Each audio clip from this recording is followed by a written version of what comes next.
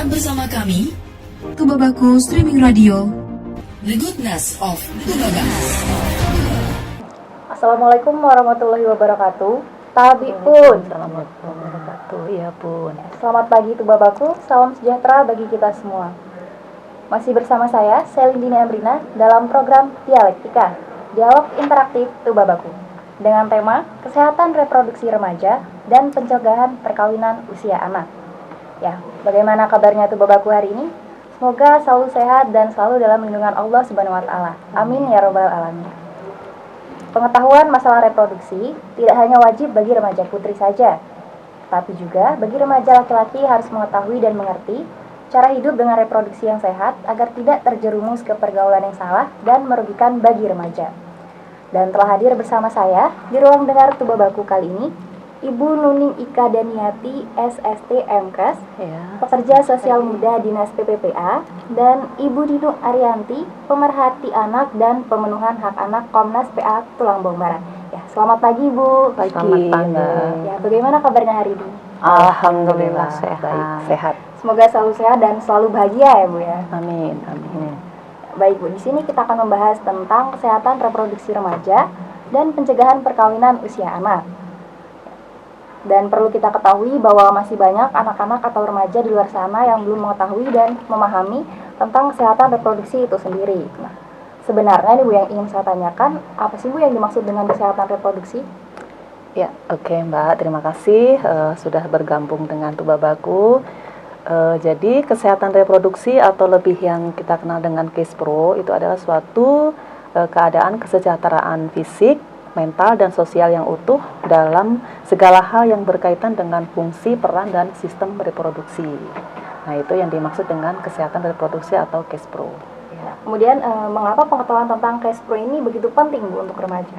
Ya, baik, kesehatan reproduksi itu sangat penting bagi remaja karena seperti kita ketahui sekarang ini di era globalisasi sekarang yang dengan pengaruh gadget yang luar biasa, remaja bisa juga dengan pengetahuannya yang kurang tentang pendidikan seks dini, biasanya kurang bertanggung jawab dengan kesehatan reproduksinya. Banyak contoh seperti misalnya remaja dengan pergaulan bebas, kalau nggak kita yang memberikan edukasi, gimana dengan mereka, masa depan mereka, gitu Mbak.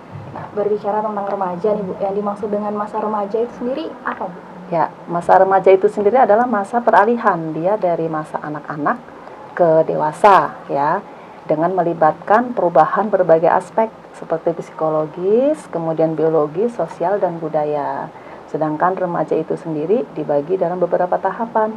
Ada tahapan pra-remaja, remaja awal, remaja pertengahan, dan remaja akhir, di mana pra-remaja ini antara rentang usia 10-12 tahun atau yang disebut masa pra-pubertas. Kemudian remaja awal itu dari usia 13 sampai dengan 15 tahun atau disebut dengan masa pubertas. Ini yang masa rawan-rawannya ya Mbak, di seputar ini ya, di usia ini, di mana dia masih pengetahuan tentang seks edukasi kalau enggak kita berikan pemahaman sedari dini, dari sekolah, dari lingkungan rumah, barangkali mereka kurang bisa untuk mempertanggungjawabkan masa-masa itu. Kemudian remaja pertengahan usia 16 sampai dengan 19 tahun dan remaja akhir usia 20 sampai 21 tahun. Di mana remaja akhir ini dia sudah mengarah ke dewasa, anak-anak sudah kuliah lah, sudah bisa mempertanggungjawabkan bagaimana dia sebagai remaja, begitu. Kemudian nih Bu, apakah hubungan antara remaja dan pubertas itu Bu? Ya, pubertas itu adalah masa peralihan dari anak-anak menuju dewasa seperti yang saya sebutkan tadi, atau yang disebut dengan remaja, di mana pada masa inilah sistem reproduksi sudah mulai berkembang. Dan jika tidak kita berikan pengetahuan dan pemahaman tentang sistem reproduksi yang baik, terus yang sebenarnya bagaimana yang harus dilakukan, takutnya mereka nanti tidak bisa mengolah nih masa remajanya ke arah yang lebih baik lagi, begitu. Nah, kemudian apakah remaja juga akan mengalami perubahan-perubahan saat pubertas seperti yang Ibu katakan tadi, psikologis, biologis? Iya. Remaja akan mengalami perubahan-perubahan. Dia akan mengalami perubahan fisik, perubahan psikologis. Nah, perubahan fisik ini seperti contohnya kalau perempuan dia menstruasi. Ini pembicaraan kita ke arah yang ini ya Mbak, karena memang materinya tentang ini. pertumbuhan buah dada, kemudian yaitu menstruasi tadi, perubahan buah dada, kemudian untuk laki-laki biasanya mengalami mimpi basah dan perubahan suara, kemudian dia menjadi lebih tinggi untuk pertumbuhan fisiknya, begitu kira-kira. Kalau untuk yang perubahan psikologis sendiri, biasanya remaja ini lebih mengarah ke rasa ingin tahunya lebih tinggi, mencari tahu, iya, mudah tersinggung, irasional, stres, seperti itu. Ya, kemudian Ibu, adakah tips-tips yang sehat untuk remaja putri atau para wanita nih saat menstruasi? Ya, tentunya ada. Seperti kita ketahui kalau menstruasi itu kan kalau pada perempuan mengeluarkan darah, ya. Nah, banyak yang bisa dilakukan oleh remaja putri, misalnya konsumsi makanan yang baik, kemudian konsumsi zat besi. Seperti sekarang kan ada program dari Puskesmas itu zat besi untuk remaja. Jadi pada masa remaja itu menstruasi, dia diberikan zat besi selama kurang lebih 10 hari. Nah itu, kemudian dia menghadapi pola menstruasi harus dengan pola hidup sehat. Jadi harus psikologisnya juga harus terjaga gitu. Seperti mungkin minum tablet tambah darah Ya, iya, tablet tambah darah, tablet FE. Itu sekarang menjadi program pemerintah di Puskesmas, menjadi wajib. Jadi pemberian zat besi pada remaja putri pada saat menstruasi. Begitu. Ya. Nah, kemudian apa sih yang dimaksud dengan seks pranikah ini? Ya, oke Mbak, terima kasih. Seks pranikah itu adalah hubungan seksual yang dilakukan oleh remaja, laki-laki dan perempuan di saat mereka belum menikah. Ya, dimana sangat kurang baik lah ya jelasnya. Dia tidak ada hubungan suami istri, melakukan hubungan seks yang jelas konsekuensinya jelas banyak. Yang satu dalam sisi biologisnya, yang jelas mereka kehilangan keperawanan dan keperjakaan untuk yang laki-laki. Kemudian dapat menularkan penyakit infeksi menular seksual karena mereka belum tahu nih mungkin yang namanya hubungan seks itu seperti apa, kemudian kebersihannya seperti apa, terus pasangannya itu yang melakukan hubungan seks itu seperti apa latar belakangnya. Nah itu bisa menularkan infeksi menular seksual. Kemudian jika terjadi kehamilan sangat tidak menguntungkan bagi remaja perempuan karena dapat mengakibatkan komplikasi saat kehamilan dan persalinan seperti perdarahan, kemudian komplikasi-komplikasi yang lain. Dan sekarang pemerintah juga ada program stunting, bisa menyebabkan stunting juga. Di antaranya stunting itu karena hamil pada saat belum matur, artinya belum siap, sistem reproduksinya itu belum siap untuk hamil. Belum matang. Ya, belum matang. Jadi banyak sekali sisi negatifnya seks pranikah. Kemudian apakah penting pendidikan seks pranikah dan adakah hubungannya dengan pencegahan perkawinan usia anak ini? Ya, barangkali mungkin Bu Ninu bisa. Silakan. Ya. Ini masalah pencegahannya ya. Pencegahan seks pranikah memang sangat penting untuk remaja. Nah, ini kadang tidak semua orang bisa dan mampu. Ada banyak cara sebetulnya. Mulai dari keluarga, bisa dari bayi. Bayi kan kita begitu bayi lahir, kita sudah tahu alat kelamin ya. Nah, itu dari dia mulai paham alat kelamin, mulai harus sudah ditunjukkan kamu laki-laki, kamu perempuan. Bagaimana cara dia istilahnya membersihkan alat kelaminnya, itu juga salah satu pelajaran sebetulnya untuk pendidikan itu tadi. Nah, dari pendidikan pranikah ini dari kebiasaan kita yang ke anak-anak kita yang dari kecil ini tadi, kita akan mudah menyampaikannya sampai mereka itu mulai remaja ini tadi. Nah, terus jadi kita sampaikannya dengan cara yang ini saja. Mulai anak-anak mulai dia udah tahu, ya sudah tahu, paham, udah bisa diajak ngobrol. Nah, kita sebagai anak perempuan kan, apa yang bisa disentuh sama orang, mana yang tidak boleh disentuh, terutama. Nah, bagian-bagian mana yang memang tidak boleh dieksplor, ya kan? Ini bahaya. Harus kita ajak ngobrol gitu. Bagaimana kita ngajak mereka mau ngobrol biar mereka itu paham. Anak-anak kan kadang sulit ya. Sulit sekali Kalau misalnya kita kasih, coba ini dibaca misalnya, apa cuma sekedar dari gambar. Nah, gambar itu mereka, pemahaman mereka cuma sekedar sekilas. Tapi kalau dengan cara kita ajak ngobrol secara perlahan, insya Allah nanti sampai mereka itu mendapatkan pelajaran itu kan nggak serta-merta, karena nggak ada pendidikan seks.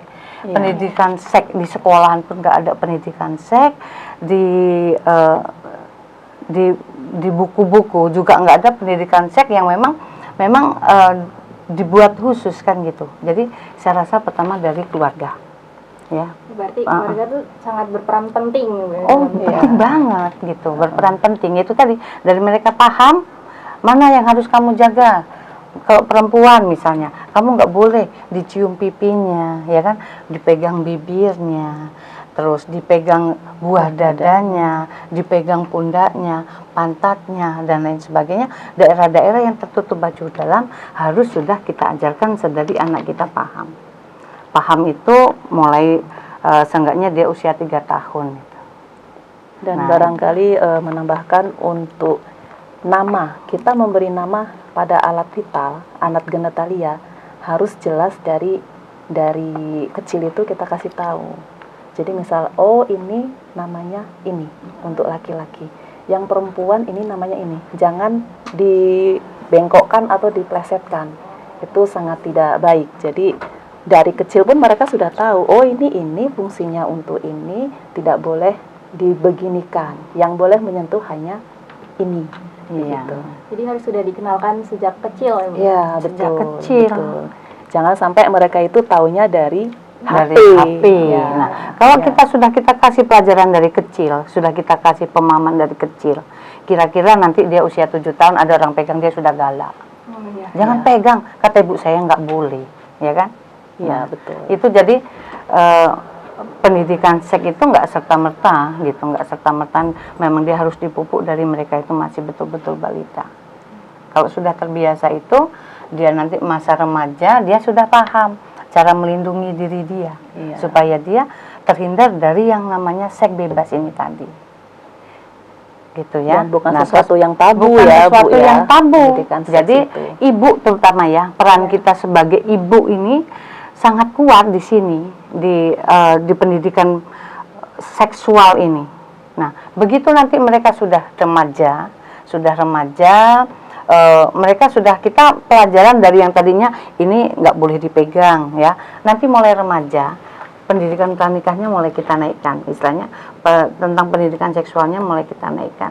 Jangan melakukan begini, jangan melakukan hubungan badan sebelum kamu menikah. Ya. Nanti kamu akan rugi karena kamu akan mengalami kehamilan. Kalau dengan yang si perempuan ya, dengan anak-anak gadis kecil kita itu, remaja-remaja kecil kita, dengan anak laki-laki juga, karena sekarang itu dampaknya laki-laki dan perempuan sama. Jadi bukan cuma karena perempuan nanti dia hamil terus laki-laki enjoy nggak berdampak, tidak. Secara psikologi juga sama. Apalagi sekarang dengan undang-undang perkawinan yang kuat, ya kan, undang-undang perkawinan yang kuat, undang-undang perlindungan anak yang kuat, pelaku pun anak sekalipun sama-sama remaja bisa dijerat dengan hukum. Jadi kita memang harus betul-betul memberikan edukasi ke mereka itu harus betul-betul dari mulai SMP itu udah mulai ya. SMP ini sekarang paling rawan, usia paling rawan SMP. Ya, pubertas Iya, tadi itu, pubertas. remaja. Nah, mudah-mudahan nanti insya Allah kedepannya kita ya Bu Nuneng, kita akan melakukan roadshow juga ke sekolah-sekolah untuk mulai memberikan pendidikan ini. Karena jujur saja kita memang untuk kekerasan yang sifatnya seperti sekarang ini kan lagi banyak gitu. Bagaimana cara kita menekannya itu gitu. Dan rata-rata kasusnya juga kasus kekerasan seksual. Kekerasan seksual. Perbandingannya Iya. fisik sama seksual tinggi. Dan korbannya ya usia Korbannya rawan anak-anak. di saat usia betul-betul antara 15 16 ini, anak SMP terutama. Jadi anak SMP itu sangat rawan sekali ya, Bu? Rawan sekali. Kalau kita nggak pendidikan seksnya kita betul-betul nggak kita bekali di awal, di waktu dia mulai balita, mulai pra remaja, bubar. gitu ya, gitu bubar.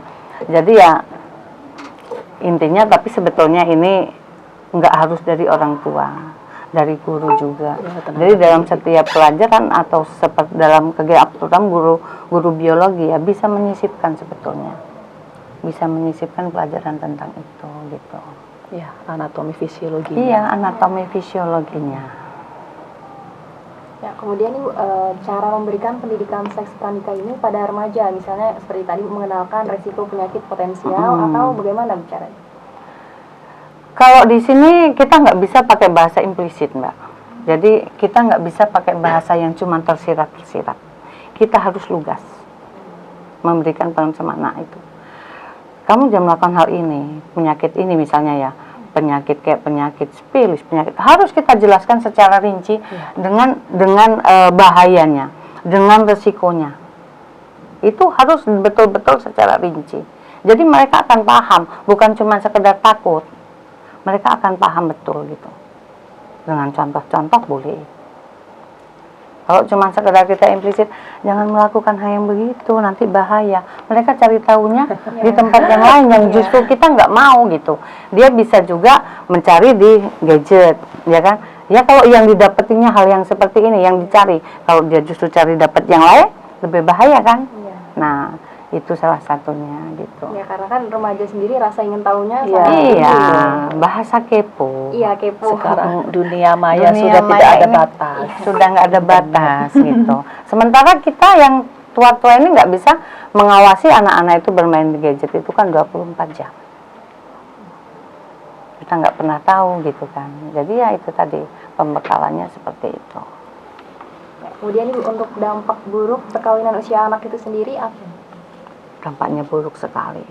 Di saat anak menikah ya di usia remaja, secara mental mereka belum kuat.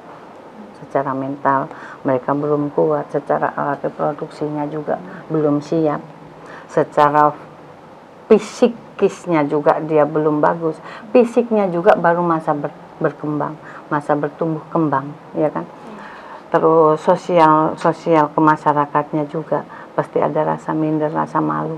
Yang jelas mereka masih dalam masa bingung. Apa yang harus mereka lakukan dengan perkawinan mereka? Jadi jangan sampai karena akhirnya terlalu memaksakan usia pernikahan anak ini, kita paksakan, kamu harus nikah misalnya. Jika terjadi sesuatu, akhirnya nanti yang saat sekarang ini anak-anak jadi korban, dinikahkan. Setelah mereka menikah, akhirnya masuk ke fase menjadi korban untuk kedua kalinya. Karena apa? Dengan keenggak-siapan mereka, kira-kira KDRT-nya ada, kesenjangan sosialnya ada, egonya masih tinggi. Akhirnya terakhir perceraian. Jadi korban dua kali enggak? Iya, 2 kali jadinya. Jadi korban kedua kali. Jadi trauma yang pertama ini belum selesai kan? Karena mereka masih menetralkan rasa trauma mereka ini, menyembuhkan yang belum selesai. Sudah timbul yang kedua. Berdampak nggak terhadap anak-anak mereka? Sangat berdampak. Nah, itu jadi dampaknya itu sangat luas sekali. Kalau anak-anak sendiri sebagai misalnya untuk remaja putranya menikah sebelum waktunya, bingung kan akan melakukan apa, yang akan dia lakukan untuk keluarga kecil mereka apa, pekerjaan apa yang baru bisa mereka kerjakan dengan usia mereka. Karena rata-rata mereka yang sudah menikah untuk melanjutkan ke pendidikan ke yang lebih lanjut lagi, ke jenjang yang lebih tinggi dari apa yang mereka dapat sekarang, sangat sulit. Alasan mereka sudah malu, saya mau melanjutkan sekolah malu. Jadi terpaku di situ. Akhirnya timbul bahasa mereka, saya bekerja apa saja yang penting saya dapat uang. Dampaknya banyak kejahatan yang dilakukan oleh mereka juga. Karena untuk mencari kebutuhan, karena mencari kebutuhan Kepepet. Iya, betul. Cuman ya memang untuk mengatasi hal ini dibutuhkan kesadaran juga, terutama kembali lagi ke keluarga. Ke keluarga. Jadi di saat anak kita mengalami apa yang sudah terjadi kayak kehamilan gitu, bukan satu-satunya jalan. untuk menikahkan mereka itu sebetulnya bukan satu-satunya jalan. Menikahkan mereka boleh, tapi pendidikan, seenggaknya ini masih menjadi tanggung jawab orang tua loh. Jadi mereka berdua ini, baik laki-laki dan perempuan, masih harus tetap meneruskan pendidikan. Mereka malu di jalur formal, ada jalur lain, kejar paket. Tapi dukungan keluarga ini harus kuat, harus betul-betul siap. Kalau nggak dapat dukungan itu, nonsen, nggak akan ada hasilnya. Penguatan dalam keluarga. Iya, judulnya penguatan dalam keluarga itu memang paling terpenting. Terus iya, terus lagi peran dari lingkungan. Lingkungan ini berperannya sangat kuat terhadap anak-anak yang usia seperti ini. Sangat kuat sekali dampaknya. Bagaimana cara anak-anak ini bergaul, ya kan? Kalau sesama lingkungan itu saling memperhatikan, saling istilahnya mengingatkan, ya kan? Mungkin bisa diminimalkan juga, gitu. Tips apa saja nih Bu yang dapat digunakan untuk dapat terhindar dari hubungan seks pranikah dan pencegahan perkawinan usia anak? Tips-tipsnya mungkin ada? Tips-tipsnya? Ya. Tips-tipsnya banyak sekali sebetulnya. Selagi anak-anak masih sekolah, ya kan, banyak kegiatan positif di sekolahan, OSIS misalnya. Terus udah itu FAD ya, Forum Anak Daerah. Forum Anak Daerah juga itu memacu anak-anak itu untuk berpikir apa mereka saya harus berguna nih untuk orang lain. Nah, udah gitu olahraga ya, olahraga, udah gitu Dari seni budayanya gitu. Sebetulnya banyak potensi itu yang harus digali sama mereka itu. Melakukan hal-hal kegiatan yang positif tentunya. Iya, yang positif gitu. Kemudian yang nggak kalah penting yaitu ketahanan keluarga. Ketahanan keluarga Ya, itu tetap sendiri. yang nomor satu. Karena banyak anak-anak yang bermasalah dengan melakukan kekerasan misal terhadap anak, itu biasanya anak-anak yang dalam keluarganya memang bermasalah. Bisa dipastikan, Iya. anak dengan masalah dalam keluarga. Atau mungkin kurangnya perhatian dari Ya, Bisa jadi, karena rata-rata yang anak korban itu karena mereka itu tidak mendapatkan kasih sayang itu tadi dari keluarga. Banyak kan korban ini saya lihat dari anak yang orang tuanya berpisah, ya. Ada yang orang tuanya terlalu sibuk gitu. Ada juga orang tuanya itu yang dari keluarga yang penting dia diam. Jadi ada nggak pedulian dari keluarga. Kadang kan ada orang tua ini salah cara mendefinisikan kasih sayang ke anak ini. Anak minta apa saja diturutin. Menurut mereka inilah rasa sayang saya sama anak. Nah, sementara ini membuat anak ini bukan merasa dia disayang, dia justru kehilangan kasih sayang. Karena rasa sayang bukan cuma seperti itu saja kan, tapi dengan cara pelukan, dengan cara ciuman, yang dari keluarga inti terutama ke anak-anak mereka itu, mereka tidak akan mencari lagi keluar kan. jadi tangki cinta Nah, anak tangki beda-beda. cinta kalau bahasa sekarang Iya, itu tangki katanya cinta. tangki cintanya ini nggak pas gitu loh, nggak full, nggak di chestnya nggak penuh. gitu. Jadi mereka akhirnya kan dapat sentuhan dari kawan ya, dapat sentuhan dari kawan. Begitu mereka ngomong, saya senang sama kamu, I love you kalau bahasa sekarang itu. Nah, terus diraba. Karena dia nggak mendapatkan pelajaran dari keluarga tadi itu tentang mana yang boleh diraba, ya kan. Terus kedua tidak diberikan bahayanya, nggak diingatkan bahayanya. Begitu kenal pacaran, diraba misalnya, ada yang ngasih. Tapi kalau kita sudah tahu apa tahapan-tahapannya, kita sudah tahu ini batas-batasannya, saya harus seperti ini, saya nggak boleh melakukan ini. Jangankan mau diraba, ya kan? Dia sudah ngomong nggak boleh. Kadang ada yang memang terlalu jujur, sama ibu saya nggak boleh. Nah, nggak masalah gitu loh. Yang penting ada benteng. Nah, tapi kan ada benteng. Jadi mereka sudah punya sendiri bahwasanya saya harus seperti ini gitu. Tapi kalau kita yang dari keluarga yang betul-betul nggak mendapatkan pendidikan ini kan, mereka akan mencari di gadget. Akhirnya mendapatkan satu pemahaman yang tidak pas. gitu kan. Malah dapatnya yaitu tadi apa yang kira-kira di novel-novel sekarang kan, anak-anak SMP istilahnya berpelukan dengan gaya biasa. Tapi kalau kita bentengnya sudah kuat, insya Allah anak-anak sudah bisa memahami itu. Ya, dan yang pasti pendidikan agama yang pendidikan agama ya, pendidikan agamanya itu harus ditekankan juga. Terus itu tangki cinta anak-anak itu kan berbeda sebagai jadi kan kalau misalnya anak-anak ini sudah paham, dia akan menghindari dengan sendirinya kok kegiatan yang bisa menimbulkan adanya dorongan seksual terhadap lawan jenisnya, ini dia akan menghindari. Seperti ngobrol terlalu lama sama cowok yang berlainan, ya kan. Istilahnya mereka sudah paham sendiri, akan disentuh mereka sudah menolak, akan diajak yang seperti apa mereka sudah bisa menolak. Jadi timbul kesadaran dari dalam diri mereka sendiri ya? Iya, betul sekali. Tapi mau kita itu sampai mulut kita ini berbusa, berbuih. Nah, tapi kalau dari anak-anak memang nggak mendapatkan itu di awal, kayaknya akan sangat sulit. Anak nyaman dengan kita. Nah, ya sebagai contoh aja, kita mempunyai anak, misal anak saya 2 nih, berbeda nih. Kebutuhan kasih sayang anak saya ini yang satunya beda. Yang satunya dia lebih terbuka sama ibunya, yang satunya agak tertutup. Nah ini kita harus bisa menyiasati, oh anak saya ini yang satunya ini berarti dia tangki kasih sayangnya begini, yang satu begini. Alhamdulillah sampai sekarang anak 2 ini kalau ada masalah apa-apa selalu cerita dengan ibunya. Jadi gitu. memahami kepribadian masing-masing. Iya, betul. Ya memang harus seperti itu. Nah itu tugas terberat, istilahnya bukan tugas terberat sebetulnya. Yang saya lalu itu bukan tugas yang terberat sebenarnya ya, memberikan anak itu. Tapi kalau kita sudah terbiasa dari mereka kecil, anak itu terbuka dengan sendirinya sama orang tua.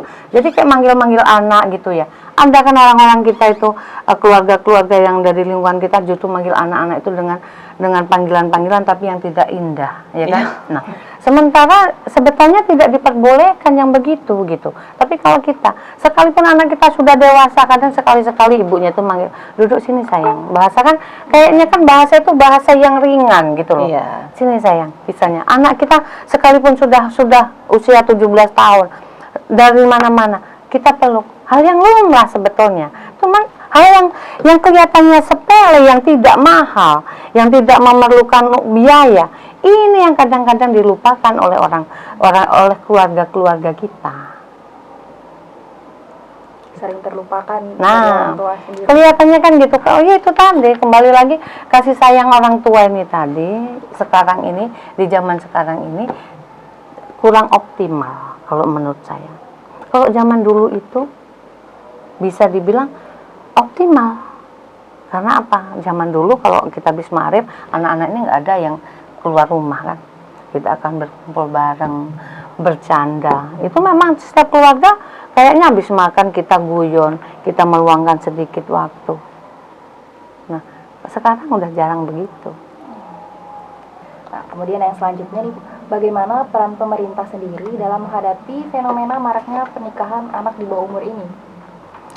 Peran pemerintah sebetulnya sudah ada dengan adanya perubahan di undang-undangnya, ya kan, dengan adanya batasan usia nikah. Kalau dulu nikah minimal usia 17 tahun, 18, sekarang sudah ada batasan di 18 tahun dengan adanya undang-undang perubahan undang-undang tahun nomor 16 tahun 2019. Jadi batasan usia itu sudah jelas gitu. Usia anak menikah baik laki-laki dan perempuan itu minimal 19 tahun. 19 tahun ke Iya, atas. Ya. 19 tahun ke atas. Karena batas usia anak sendiri 18 tahun. Di saat mereka 19 tahun mereka sudah lepas nih dari usia anak itu tadi. Udah lepas dari usia pra-remaja tadi ya? Iya, lepas dari Dia udah usia remaja. pra-remaja. Udah masuk ke usia dewasa bisa dibilang gitu kan. Udah seenggaknya di usia 19 ini secara mental mereka sudah lebih kuat. Cara mencari rezeki, ya, cara bekerja mereka sudah paham. Terus dengan apalagi tanggung jawabnya sudah ada. Gitu. Nah, mungkin dari Ibu ada yang disampaikan? Jadi ini aja ya Mbak ya. Jadi untuk usia perkawinan usia anak ini sebisa mungkin kita juga sebagai Dinas Pemberdayaan Perempuan dan Perlindungan Anak, kita berupaya untuk mensosialisasikan tentang kesehatan reproduksi dan kesehatan pencegahan perkawinan usia anak ke sekolah-sekolah. Itu merupakan program kita. Kita juga mempunyai kerjasama MOU dengan Pengadilan Agama Tulang Bawang Tengah dalam hal ini untuk pembatasan usia perkawinan. Gitu. Nah, terakhir nih Bu, untuk closing statement mungkin ada pesan atau himbauan yang ingin disampaikan kepada masyarakat, khususnya bagi para remaja nih Bu, mengenai kesehatan reproduksi remaja dan pencegahan perkawinan usia anak. Silakan ini Bu Nino atau Ibu. Ya, silakan Bu Nino. Boleh. Jadi untuk istilahnya mengatasi masalah ini, untuk menekan, kalau menghilangkan kayaknya terlalu naif kita ya. Jadi untuk menekan usia pernikahan usia anak ini, sebaiknya kita bergandeng tangan. Jadi bukan cuman tugas Dinas PPPA, bukan cuman tugasnya Komnas PA, tapi tugas kita semua masyarakat dari segala lapisan ya, dari terkecil keluarga, lingkungan, TIO terutama ya. TIO, yuk PATBM-nya digalakkan, TIO. Buat apa pemerintah itu membuat satu program tapi tidak dilaksanakan? Nah, PATBM-nya gitu. Perlindungan anak terpadu berbasis masyarakat. Jadi semua sekarang itu memang dikembalikan ke masyarakat. Bagaimana cara masyarakat ini, TIUH ini, cara pemerintahan TIUH yang terkecil TIUH itu tadi bisa merangkul anak-anak di sekitar mereka dengan memberikan itu tadi kegiatan yang positif. Forum anak misalnya, forum anak itu bisa di tingkat TIUH sudah ada forum anaknya sendiri. Ayo wadah ini dioptimalkan, wadah PATBM-nya, forum anaknya.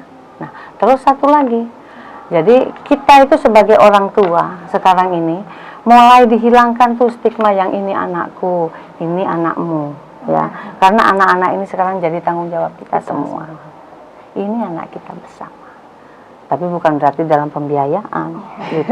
Seenggaknya dalam perlindungan ya, terus dalam pengajarannya, gitu. Saya rasa cuma itu saja. Dari Ibu ada? Oh iya, yang jelas kita tetap bersinergi untuk anak-anak di Tubaba. Kita bekerja sama, kita saling bersinergi dengan Dinas Pendidikan, dengan Dinas Sosial, dengan Komnas PA untuk melindungi anak-anak di Tubaba. Ya baik, Tubabaku, tidak terasa kita sudah berada di penghujung waktu dan sampai di sini dulu dialektika siang ini. Semoga bermanfaat untuk kita semua. Dan terima kasih kepada Ibu Nuning Ika Daniati dan Ibu Nuni Nino Ibu Nino Ariamri. Sehat selalu Ibu. Ya, amin. Terima kasih. Semoga Dinas Pemberdayaan Perempuan dan Perlindungan Anak ini bisa lebih maju lagi ke depannya. Amin. Dan kami harap bisa hadir lagi di lain waktu. Insya Allah. Saya Selindina Emrina sebagai pemandu dialog mewakili tim yang bertugas mengucapkan terima kasih atas kebersamaannya. Tubabaku Streaming Radio, The Good Mas of Tubaba.